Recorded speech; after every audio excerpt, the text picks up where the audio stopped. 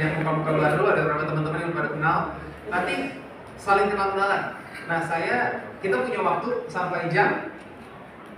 Oh, kita punya waktu jadi ada 1,5 jam dari sekarang. Saya bagikan ada sedikit ilmu, boleh ya buat teman-teman ya. Terus nanti kita akan networking, kenalan, karena tujuannya kita bisa saling kenal satu dengan yang lain. Slide sebelumnya tadi kalau boleh Mas Iksan, tadi judulnya apa? Oh, kita langsung aja, judulnya beda ya? Ya udah nggak apa-apa. Ini sedikit perkenalan tentang saya. Ini biasanya kurang lebih sebagai founder dari Entrepreneur Society. Jadi buat teman-teman yang hari ini pertama kali dengar, kayak Pak Pak Hari, Bu Devi, ingetnya Bu Devi terus nih Pak. Karena baru kenalan ya, baru pertama kali datang ya, kenal di Entrepreneur Society ya. Diajak sama siapa Pak, kalau boleh tahu? Sudah ikut grup justru, kalau di grup lama. Oh, udah di grup lama? Iya. Tapi kita belum pernah ketemu? Belum.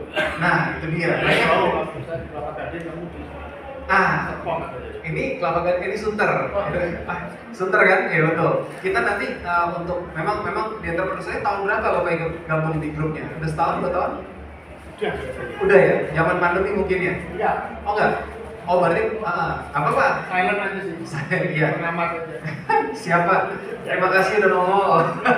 Nah kadang-kadang ini kalau cuma gabung grup WhatsApp, terus kita nggak nongol, ya percuma, nggak kenal juga kan. Ini Bapak udah berapa lama ikut di tes? 2000 Setahun kali ya? Setahunan ya. Ada Mas Septo juga ada. Bapak baru ya? 2 kali udah. Dua kali. Mantap, selamat bergabung Pak. Di sini ada Pak Albert, ada tadi temennya saya mohon maaf belum hafal.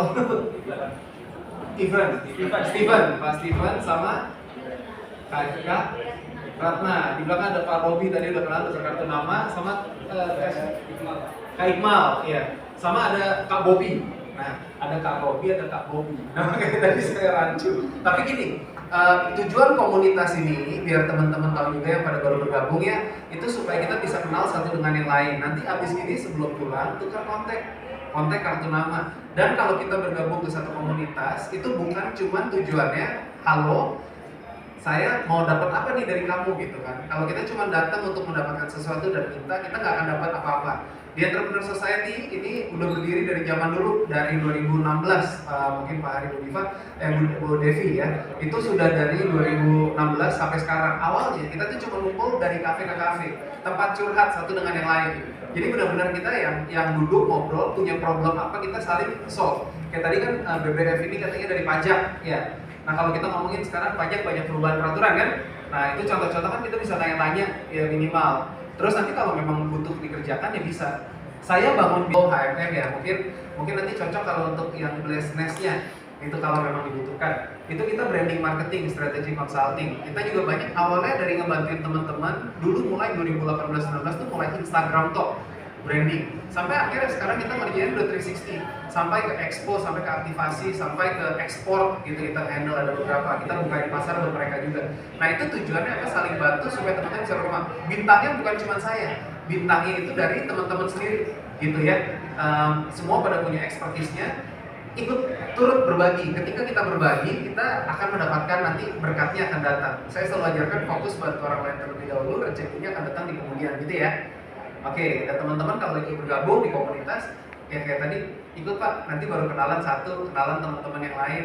Kalau misalkan saya nggak tahu kalau di untuk lagi apa birdnest, jadi brutal. Kalau birdnest itu kan biasa untuk kesehatan segala macam. Nah kita bisa lakukan mungkin kalau misalkan saya biasanya kayak dari komunitas ada yang sakit atau apa saya bisa kirimkan, kalau Natalan atau Lebaran saya bisa kirimkan. Nah itu kan bisa teman-teman saling support. Ekonominya kalau bisa muter di antara kita kan bagus. Kalau mau kirim paket-paket bisa ke sana. Kalau dari Pak Albert ini kalau mau setup untuk ke kantor-kantor bisa kan ya, kantor AC apa TV udah lu provide kan semua kan, iya. Nah kayak gitu kan enak, itu bisa saling support. Jadi kita saling mempromosikan bisnisnya teman-teman gitu loh. Tujuannya itu aja sih. Ketika kita sebagai brand ambassador dari bisnis kita, tapi kalau kita punya teman-teman yang real, yang bisa saling referensikan, itu kan jauh lebih enak ya. Marketing cost-nya jauh lebih murah. Nah tinggal gimana supaya kita bisa membangun relasi. Nah ini yang saya ajarkan. Real relationship. Realnya tuh bukan REL ya, tapi REAL. Real relationship. kenal, kalau nggak kenal ya percuma. Oke, cukup perkenalan sampai situ aja. Kita next slide-nya.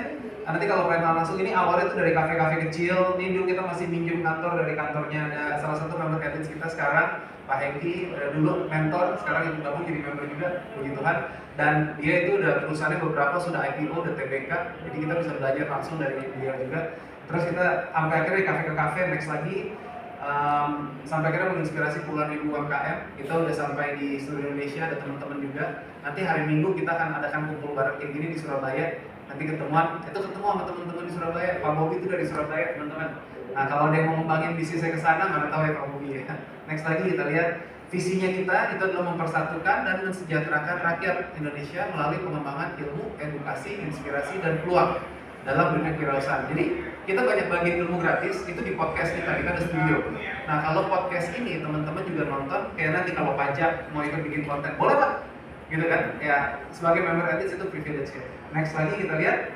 Nah ini kalau teman-teman pengen tahu, ini YouTube channel kita, silahkan di follow aja kalau boleh. Buka di YouTube-nya, di Entrepreneur Society, nanti dilihat. Sama Instagramnya komunitas pengusaha. Kita banyak bikin event-event kayak gini. Jadi semoga nanti bisa dibuka buat teman-teman semua. Yang baru masuk Pak, silahkan bergabung. Nanti kita kenalan ya. Saya cuma perkenalan singkat, terus saya akan bagikan ilmu sedikit. Next. Jadi ini next lagi nggak apa-apa. Ini topik kita ngelihat. Ini slide saya mana ini? Untuk membangun world class brand ya. Oke. Saya biasanya ngajar singkat aja. Ini kita ngomong sebagai kita ngebangun bisnis. Ada yang udah pernah lihat slide ini belum? Mungkin Pak Albert belum pernah ya? Oh, yang lain ada yang udah pernah lihat? Saya biasa bawakan ini kalau Pak Pras sudah pernah lihat mungkin ya pas lagi beberapa expo ya, Pak Yuli ya. Saya ngajarin branding ya. Oke. Kita bangun bisnis. Kita ngelihat di sini expo kan teman-teman ya. Banyak produk, benar nggak? Sekarang kita ngomongin, mungkin kalau Birdnest nggak segampang itu Pak untuk kita replikasi karena itu butuh waktu, terus ya bangun rumahnya, produksi segala macam ya kan.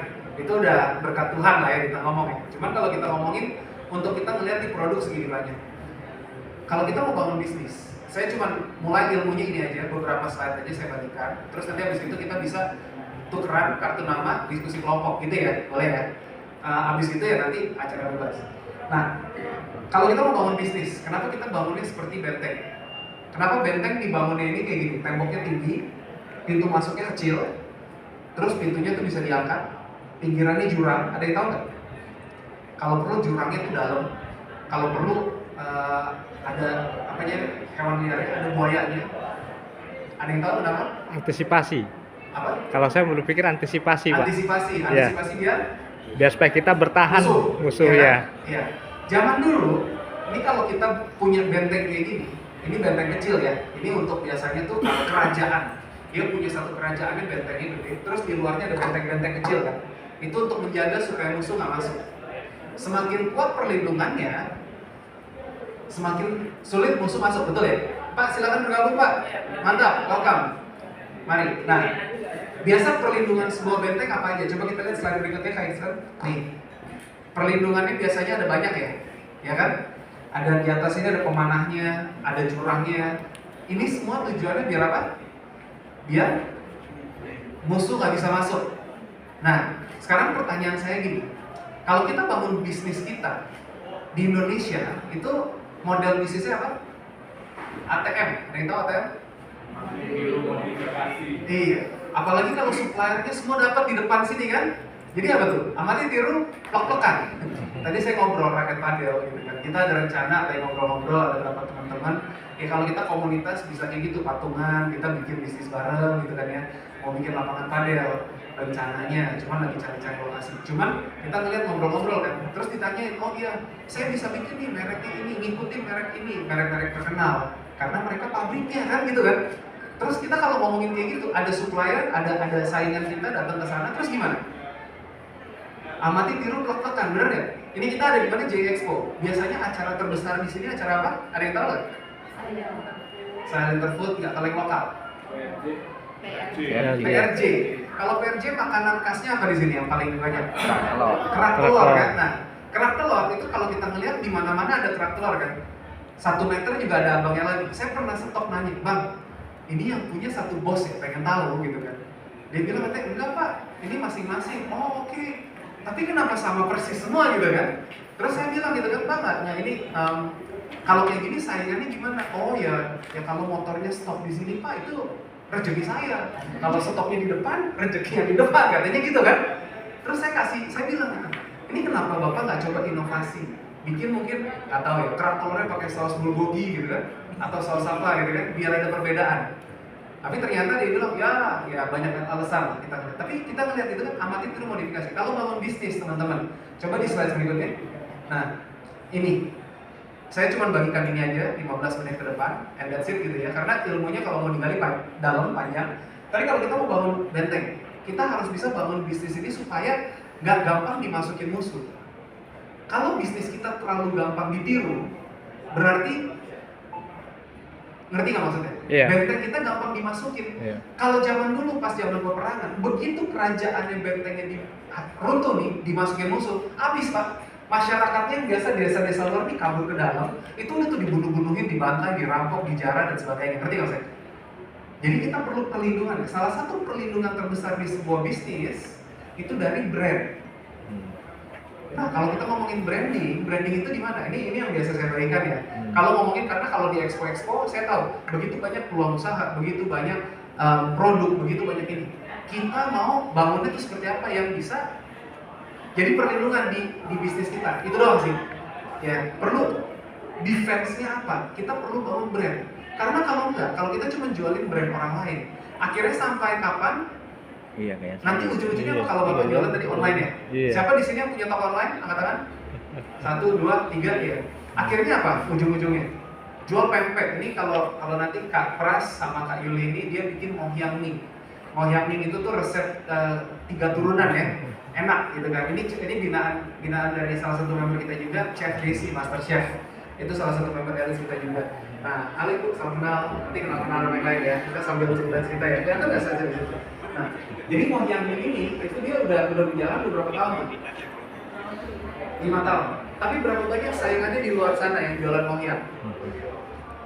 Lumayan ya. Sebutannya lain. Sebutannya lain, betul. Iya, tapi kita ngomongin kalau kita punya produk yang sama, akhirnya apa terjadi di marketplace? Iya. Perang harga. Dan kalau kita perang harga terus, lama-lama capek Pak, akhirnya kerja bakti, ya kan? Untung. Belum Iya. nanti platform fee-nya udah motong berapa persen tuh, ya kan? Belum nanti katanya udah kalau dari pajak katanya 0,5 udah nggak boleh. Iya kan Pak Pembayar. Nah itu kan contoh-contoh tuh. Nah terus biaya makin tinggi kan kalau kita mau gimana? Kalau kita nggak bangun brand sendiri, akhirnya jualannya ya udah baju ya jual baju. Kalau melihat baju dari China dijual berapa kemarin kan sempet tuh ya satu bal berapa cuma $100 segitu banyak, buset. Teman-teman yang produksi kain tadi katanya main di kain ya apa? Garment dipastikan apa? Bergerak itu dalam garment apa? Produksi pakaian wanita produksi berarti konveksi pabrik gitu ya? Iya. Saingan sama Cina gimana tuh rasanya? Ya. Ngap juga lumayan ya? Iya. Nah itu contoh-contohnya karena apa? Kalau kita bisa punya brand, margin kita tuh bisa berkali-kali lipat, betul nggak? Gitu. Nah sampai sini teman-teman bisa ngikutin ya. Kalau misalkan setelah ini saya share mungkin 4 step aja, simple. Pada minat dengerin nggak? Atau pengen langsung kenal-kenalan? Nah, karena kita nih, minat? Oke, siap. Karena kita biasanya acara kumpul bareng gini, tujuannya tuh tukar kartu nama, networking, supaya pada saat kenal satu dengan yang lain dan supaya bisa saling support bisnisnya. Saya lanjut ya, mungkin 15 menit singkat aja deh, gitu kan. Coba next. Nah, jadi kalau mau bangun brand, ini brand kelas dunia. Ini salah satu kurikulum dasar yang saya pakai di Entrepreneur Society. Di Entrepreneur Society kita ngajar kurikulum dasar itu ada 4 esensi kewirausahaan, itu nanti ada di YouTube gratis. Ada 6 kelas. 6 kelas tahapan ini tuh dimana setiap pengusaha akan ngalamin 6 kelas ini. Dari yang baru mulai omsetnya belum stabil sampai kelas 6-nya itu kita ngomongin ada franchise, merger, akuisisi. Kita ngomongin IPO, perusahaan TBK. Itu semua akan perlu ada 6 kelas ini kita akan lalui. Jadi dari 6 kelas ini kalau mau naik ke kelas 6 itu ada 8 core. Jadi 4, 6, 8. Itu yang diajarkan di Elite Membership. Semuanya lengkap di sana kurikulumnya. 8 core ini salah satunya ada tadi finance, perpajakan yang kita ngomongin. Ada leadership, ada HR, ada culture, ada branding, marketing, sales. Itu semua penting. Jadi itu kita ajarkan semua. Ini bagian kecilnya. Nah, ini saya ajarkan di sini boleh ya? Kita nyimak dulu 15 menit aman? Nanti kalau ada pertanyaan boleh. Oke, kita mulai dari komponen. Ini ada 4. Tapi komponen yang setengah lingkaran di atas ini komponen yang kelihatan orang. Yang di bawah ini yang nggak kelihatan tapi penting. Kadang-kadang kalau ngomongin branding marketing, cuma ngomongnya, oh iya yang penting konten, yang penting viral, yang penting ini, gitu kan? Bener. Tapi yang bawah diperhatikan nggak? Belum tentu. Kita lihat next. Nah, mulai dari yang pertama, kalau kita main panahan, poin tertinggi biasanya di mana? Yang dalam, betul kan? Kalau kita manahnya ke dalam, cus gitu. Nah, kita melihat dari yang luar dulu. Kamu kenal nggak target pasarnya siapa? Tadi kenapa saya demen kenalan sebelum mulai di awal?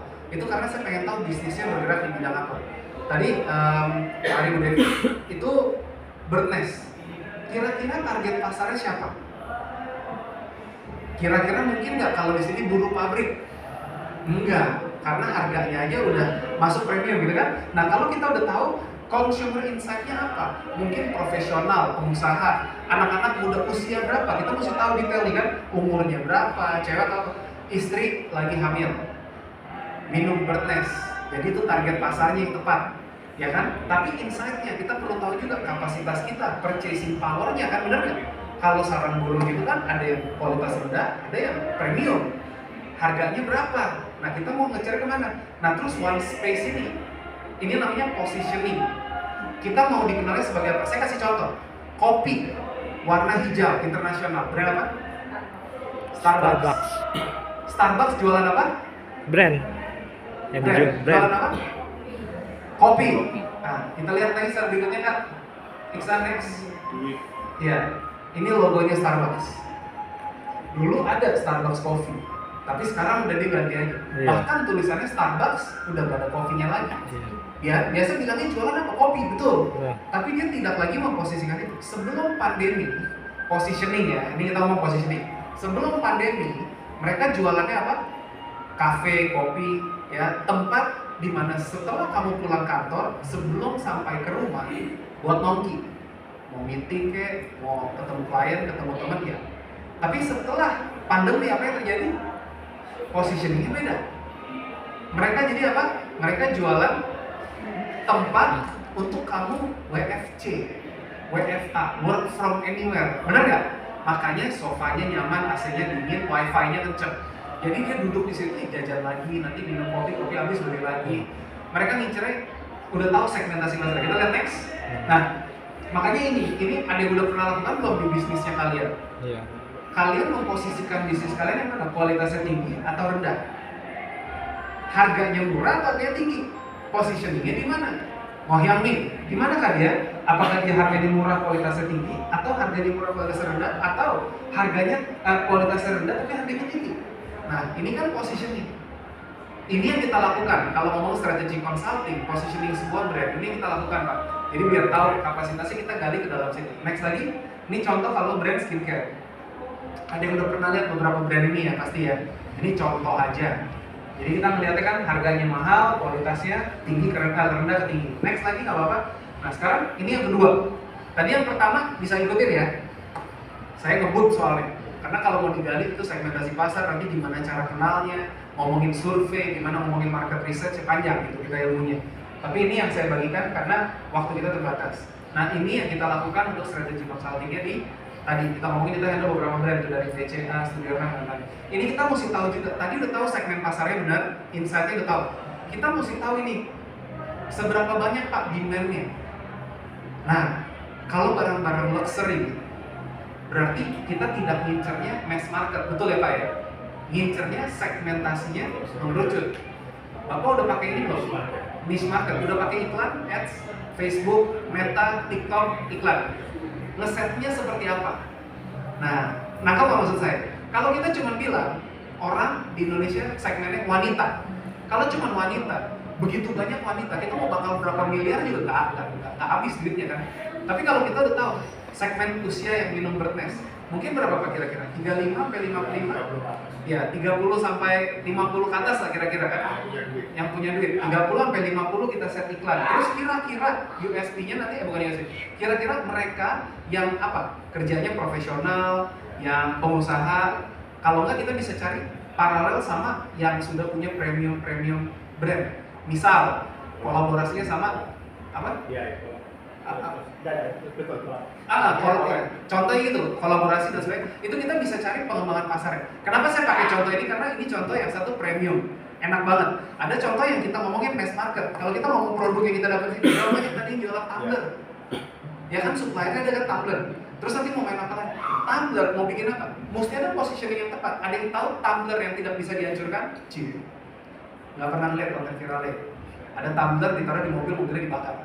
Tahu nggak? Merek apa nih tahu? Stanley. Iya, mobilnya dibakar atau diledakin deh kalau nggak salah gitu kan. Tapi tumblernya tetap utuh ditaruh di tengah-tengah intinya. Ih, gue bilang, nah itu cara. Ada yang tahu ini nggak? Jedai yang tidak bisa dihancurkan. Jedai Hercules.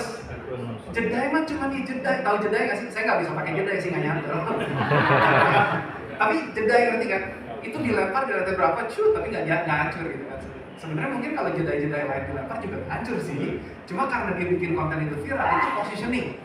Salah nggak? Nggak bohong kan dia kan? Dia dilempar bener. Stanley juga tumblernya diledakin bener kan? Itu mobilnya kan? Ngerti nggak maksud saya? Nah, tapi kita lihat demand-nya seberapa besar. Kalau demand-nya kecil, contoh tadi, ya kalau barang premium tapi yang beli cuma sedikit banget. Nah itu pikirin lagi, margin kita cukup besar nggak? Kalau nggak, percuma. Terus kita ngeliat yang bikin produk kita ini apa? USP, UVP-nya apa yang bikin berbeda? Di sini ada yang udah pernah, kalau belum pernah dengar, saya ceritain ilmu baru apa ya? Kita ngomong tadi yang membedakan bird nest-nya, atau yang membedakan mohyangnya, atau yang membedakan tadi tokonya, atau garmentnya, pakaiannya, apa gitu. Sekarang kan banyak bisa ngomongin dari bahan, bisa ngomongin dari apa. Cuman kalau ngomongin kayak gitu nggak percuma. Ada yang tahu kalau fashion, brand terkenal, ini brand mahal, premium, dia baru bikin dari kantong sampah jadi baju. Sebel ya? Iya kan? Tahu nggak? Balenciaga, ya elah, Solatip pak, Solatip dibikin jadi fashion icon. Coba nanti Google. Jualnya mah, harganya jualnya berapa? Puluhan ratusan juta Balenciaga, jual brand. Nah itu maksudnya.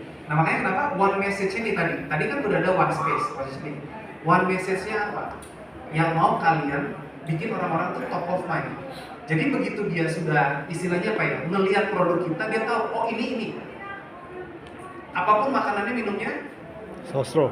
Botol sosro. Botol sosro. Bernes apa tadi namanya gitu kan ya. Contoh gitu kan. Apapun AC-nya pokoknya yang pasang C. AC. Itu contoh. Itu kan one message. Sama kayak ini kalau udah nempel, itu brand kamu akan kuat banget.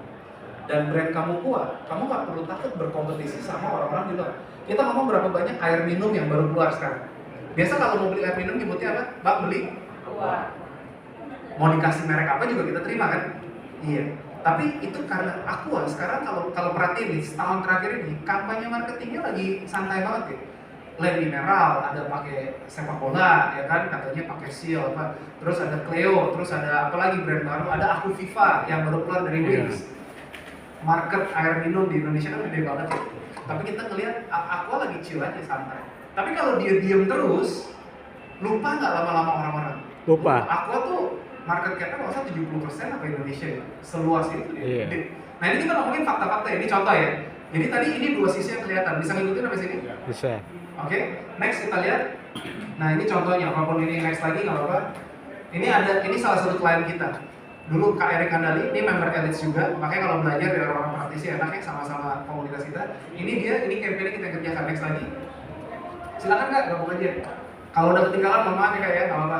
Mau ikutan boleh belajar. Next, sebelumnya Mas Iksan. Nah, ini link cap udah masuk ke seluruh Guardian sama Watson. Jadi kalau ngomongin branding, itu presensi juga perlu Pak. Udah berapa banyak aksesibel dijual di mana aja, terlihat sama siapa aja, dipakai. Kita ngomongin nanti kampanye marketingnya seperti apa, KOL, influencer. Kenapa sekarang banyak afiliator? Kalau kita zaman dulu, saya kerjain branding marketing ini tuh dari semenjak Instagram pertama kali monetize dari 2018. Kita udah handle banyak brand, itu ada banyak logo-logonya ya. Cuman kita ngomongin dari dulu Instagram, sampai sekarang ada TikTok, sampai sekarang marketplace, sampai sekarang jualan. Itu semua banyak perubahan. Kalau kita ngomongin zaman Bapak main marketplace udah berapa tahun? 3 tahun. Kalau kita ngomongin sebelum pandemi, itu dulu photoshoot produk itu pakai latar belakang putih aja cukup, bener nggak? Di foto cepret gitu kan. Lewat 6 bulan, udah mesti pakai props. Harus ada barang cantiknya, fotonya bokeh, kalau bokeh yang blur, produknya gini belakangnya blur gitu kan. Nah, artistik ya. Tapi itu lewat 6 bulan udah berubah lagi, harus pakai video. Katanya kalau foto bisa diedit. Lewat 6 bulan lagi, harus live, ya kan? Live sekarang, zaman sekarang live streaming udah normal. Live kenapa? Supaya katanya kalau video tuh bisa diedit. Kalau jualan sepatu wanita melihat, oh ini warnanya nggak sama, lipstick warnanya nggak. Kalau live kan dia seperti ini ya. Kalau teman-teman pakai lipstick ini, dia pakai warna kulit. Kalau warna kulit kamu kayak aku, kamu pakai ini cocok gitu kan ya. Karena udah live, nggak bisa diedit. Sekarang itu kan ya, pakai filter juga kan. Nah sekarang itu dulu kan kalau kita ngomongin tadi kita yang ngepost kita gini, itu semua yang brand kerjakan. Sekarang itu ngomong afiliator. Jadi influencer udah nggak perlu yang mega nano, itu perlu buat brand presence. Tapi kalau untuk jualan pakai afiliator mikro nano tuh yang masih kecil. Tapi kalau kita ngomong kalau orang-orang mungkin level kayak saya gitu ya, atau mungkin teman-teman yang lebih kecil lagi followersnya yang bisa ngomong kayak contohnya kalau mau makan ini, kalau mau ngurusin badan pakai ini gitu kan. Terus nunjukin before after segala macam. Itu lebih powerful dan mereka bisa dapat komisi dari penjualan karena dari sistem, ya kan? Affiliator itu bukan pegawai. Jadi orang lain, akun-akun dengan nama lain ngomongin produk kita. Semakin banyak itu semakin viral. Itu algoritmanya sekarang. Nah, makanya kenapa presensi ini perlu. Ini kenapa contoh offline, online tadi perlu Pak. Kalau tadi ngomongin affiliator secara online, tapi kenapa banyak bazar? Kenapa bazar-bazar masih aktif? Karena perlu presensi offline, nggak semuanya main di sosial media. Gitu. Oke, next. Nah, ini komponen yang ketiga. Saya cuma selesai 4 komponen ini aja, udah cukup pusing ya? Gak apa-apa ya, nanti detailnya kita bisa ngobrol loh. Ini mesti kenal juga customer profile-nya seperti apa. Customer profile seperti apa? Contohnya, saya dulu pertama kali kerja itu saya kerja KFC. KFC itu di waktu saya ngerantau di Melbourne 2003. Sampai terakhir saya dulu ngobok-ngobok ayam loh, level kerjaannya. Sampai dari kasir, ngepak, ngobok-ngobok ayam, masak. Udah pernah ngalamin kerjaan seperti itu waktu saya ngerantau 2003. Terakhir saya kerja itu 2010, saya area manajernya di KFC di Melbourne. Saya pegang 5 toko paling besar omsetnya di sana. Mimpin ratusan tim. Makanya kenapa saya bisa ilmu ini saya bisa bagikan, saya ajarin itu karena saya dapat dari sana secara praktisi. Nah, kita mesti kenal customer profile. Kenapa saya cerita KFC? KFC waktu tempat saya kerja pertama kali itu cuma rame gedung kantor, Pak. Bawahnya mall, atasnya gedung kantor. Kalau gedung kantor biasa ramenya pas makan siang sama pas minimal mau pulang. Jadi ini cuma rame tuh. Biasa makan siang jam berapa? Breaknya 12 sampai 1 atau 1 sampai 2 atau 11 sampai 12, biasa gitu kan.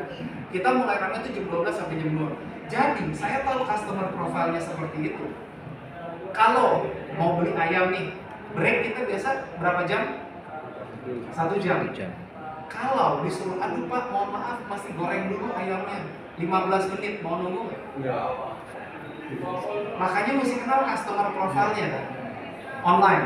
Sekarang, begitu di chat, jawabnya kalau slow respon, nunggu berapa menit? Nangkep nggak maksud saya? Kalau kita nggak kenal customer profile kita nggak bisa bikin sistem untuk bikin branding di kelas dunia, nggak bisa. Mesti fast respon Pak.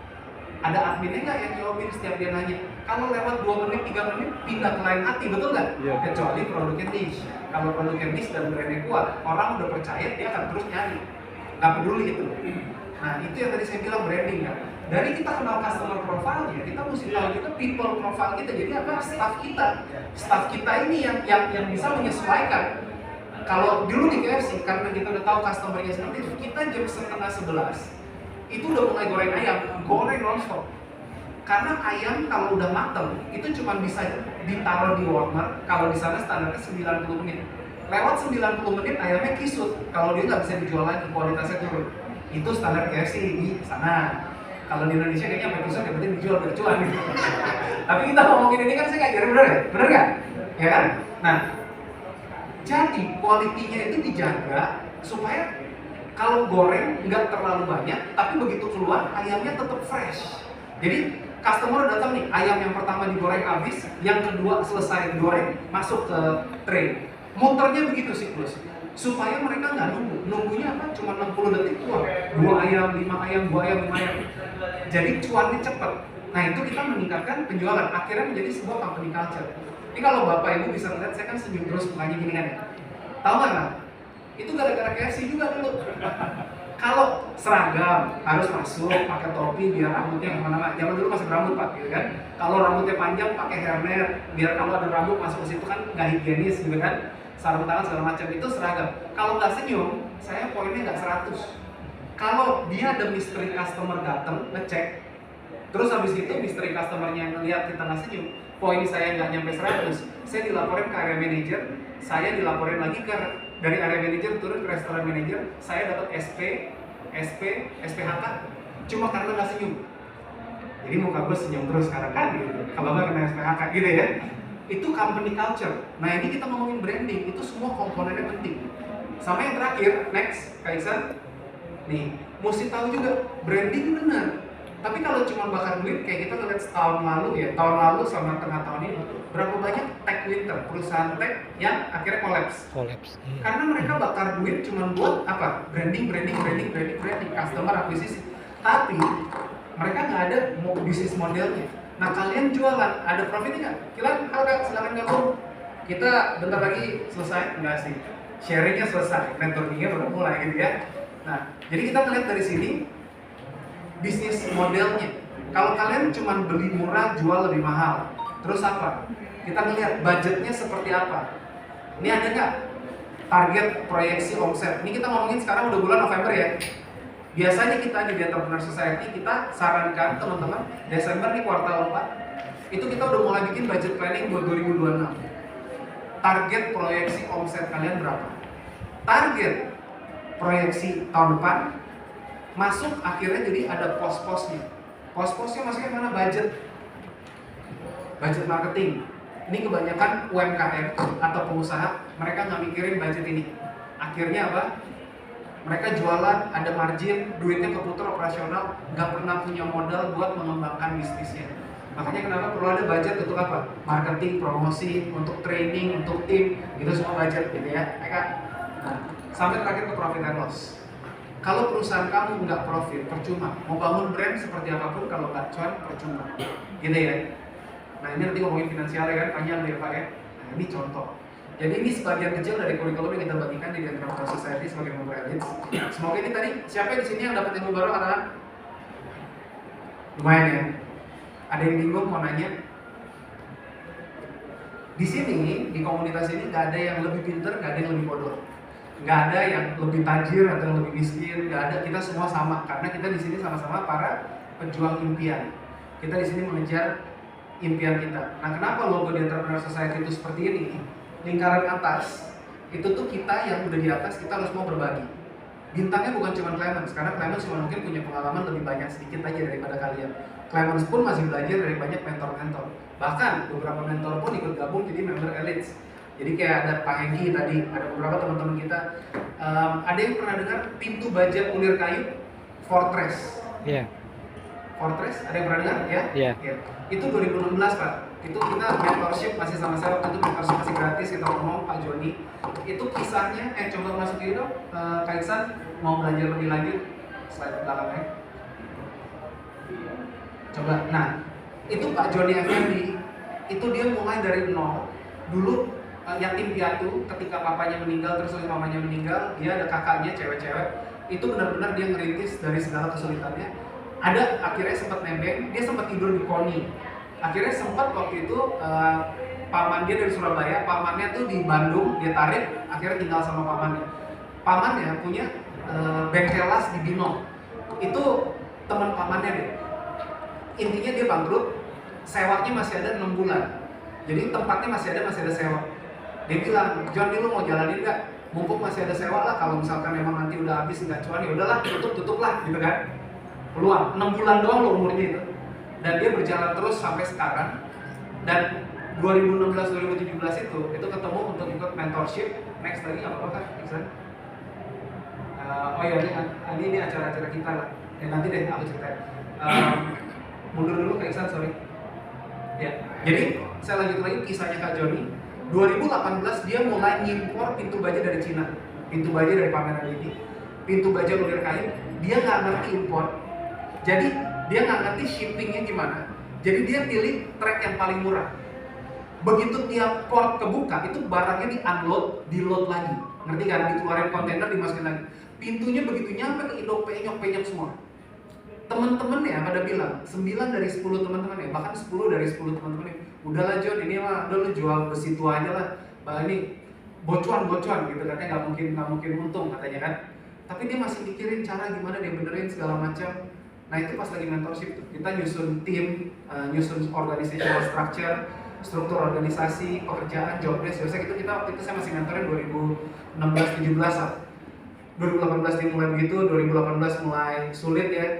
Singkatnya, sekarang itu dia dulu punya 6 karyawan waktu masih sama saya mentorin. Terus saya temenan sampai sekarang, dia udah jadi member Elite juga 2 tahun yang lalu. Singkatnya sekarang dia udah punya 2 rekor muri, udah ada 6 info brand award tiap tahun, pegawainya udah 600-an. Dan kalau melihat semua pameran, mega build segala macam, itu dia ada di situ. Kisahnya ada di YouTube channel kita. Nah ini yang kisah-kisah yang kayak gini. Kita company visit nunjungin kantornya dia kemarin di Tangerang di Binong. Yang dulunya kecil, sekarang udah ya lumayan lah. Gitu kan ada gudangnya di belakangnya segala macam. Dari orang yang tadi semuanya pada nggak percaya bilang segala macam, cuma dikasih tadi bengkelas di Binong. Bisa nggak? Dia bengkelas itu dia dulu bikin rolling door buat ruko-ruko. Bayangkan? Nah itu makanya kenapa komunitas kita mesti kenal satu dengan yang lain, kenal pribadi. Karena kalau kita nggak kenal percuma. Saya pun juga sekarang nggak kenal secara personal terhadap semuanya. Tapi nanti harapannya teman-teman kalau udah ikut gabung member Elites, ikut jadi clan eldernya. Jadi kita komunitas kecilnya, kelompok kecilnya untuk bisa pada saling kenal-kenalan. Supaya apa? Nanti bisa lebih menjamah, merangkul lebih banyak orang dan bisa lebih banyak benefit. Kita lihat nih, kalau pengen belajar lebih lanjut, next. Ini event-event kita, ini ada kumpul bareng. Ini kumpul bareng tuh seperti ini. Biasanya ada dulu kita bikin di kantor kita dulu setup ada kantor muat 90 orang, cuman karena dipakainya cuman sebulan 2 kali 3 kali, terus jarang ya di Palembang kemarin. Tahun depan kita akan gunakan lebih banyak space di tengah. Jadi kita banyak diajak kolaborasi juga dengan coworking, karena kalau kemarin kantor kan di Palem Cengkareng, pada banyak yang komplain videohan. Begitu kita bikin di GoWorks, di CP, wah gini dong, bilang katanya kan. Nanti kita akan bikin lagi di Gading. Kita di Gading banyak pak teman-teman. Nah itu ada berapa tempat? Ada tempatnya Sargolicious, Kak Jenny itu member kita juga. Ada tempatnya Kak Aldi, dia di MKG itu Epicure. Itu tapi kalau buat yang nyigar sama yang minum alkohol, kalau yang Sargolicious restoran. Jadi tergantung nanti crowdnya. Kita akan bikin lebih banyak communal space seperti ini kerjasama. Sekalian meramaikan bisnisnya teman-teman. Kalau teman-teman punya tempat, please banget lo boleh gitu ya. Supaya apa? Supaya bisa sama-sama bertumbuh berkembang. Karena komunitas ini dari kita untuk kita, punya teman-teman juga. So semoga teman-teman bisa ikut berkembang. Next, ini ada awardnya. Ini kita juga lakukan award gala dinner. Dan ini tuh kita dari acara dari kita untuk kita juga. Ini tim kita nih, kalau ngeliat tim ini di belakang, ini tim saya yang dari dulu ngebangun juga ya. Ada Kak Reman, ada Kak Jena, ada teman-teman ini. Itu untuk ngebantu supaya teman-teman bisnisnya bisa berkembang. Next, kita lihat lagi.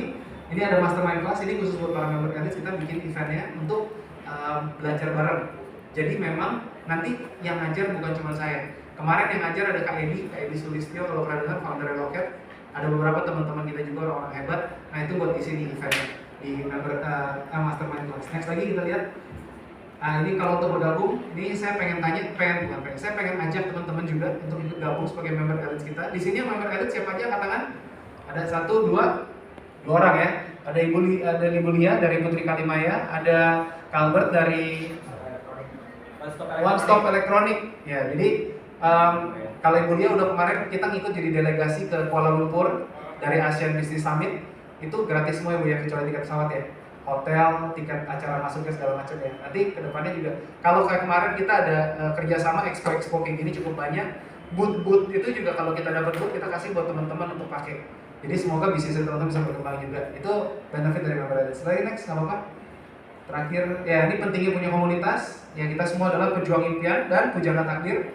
Dan yang terpenting kita di sini harus jadi perpanjangan tangan berkat Tuhan bagi sesama. Itu aja sih. Karena kita hidup cuma sebentar teman-teman. Dan apa sih yang pengen kita tinggalkan di dunia ini?